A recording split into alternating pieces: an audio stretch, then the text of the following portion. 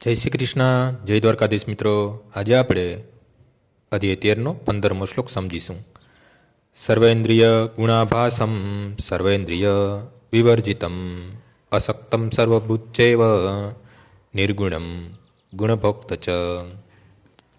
પરમાત્મા સર્વેન્દ્રિયોના આદિ સ્ત્રોત છે, છતાં તેઓ ઇન્દ્રિય રહિત છે. તેઓ સર્વજીવોના પાલન કરનાર હોવા છતાં અનાસક્ત છે.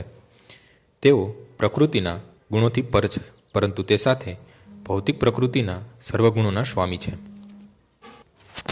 પરમેશ્વર જીવાત્માઓની સર્વેન્દ્રિયના સ્ત્રોત હોવા છતાં જીવોને હોય છે તેમ તેમને ભૌતિક ઇન્દ્રિયો હોતી નથી. હકીકતમાં વ્યક્તિગત જીવો આધ્યાત્મિક ઇન્દ્રિયો ધરાવે છે, પરંતુ બદ્ધ જીવોમાં તેઓ ભૌતિક તત્વોના આવરણ દ્વારા ઢંકાયેલી છે. તેથી પદાર્થ દ્વારા ઇન્દ્રિયોના કાર્ય પ્રદર્શિત થાય છે. પરમેશ્વરની ઇન્દ્રિયો આવી રીતે આવૃત હોતી નથી. તેમની ઇન્દ્રિયો દિવ્ય હોય છે. તેમની નિર્ગુણ કહેવાય છે. ગુણ એટલે ભૌતિક ગુણો, પરંતુ તેમની ઇન્દ્રિયો ભૌતિક આવરણો વિનાની હોય છે એ સમજી લેવું જોઈએ. તેમની ઇન્દ્રિયો આપણી ઇન્દ્રિયો જેવી નથી. જોકે તેઓ આપણા ઇન્દ્રિય સંબંધી સર્વ કાર્યોના સ્ત્રોત છે, છતાં તેઓ પોતે દિવ્ય ઇન્દ્રિયો ધરાવે છે કે જે સર્વ દૂષણથી રહિત હોય છે. આની બહુ સરસ સમજૂતી શ્વેતાશ્વર ઉપનિષદમાં આપેલી છે. અપાણીપાદો જનો ગ્રહિતા શ્લોકમાં પૂર્ણ પુરુષોત્તમ પરમેશ્વરને ભૌતિક દોષવાળા હાથ નથી, પરંતુ તેમની શ્રીહસ્ત હોય છે અને તેઓ અર્પણ કરેલું વસ્તુ પોતાના શ્રીહસ્ત વડે ગ્રહણ કરે છે.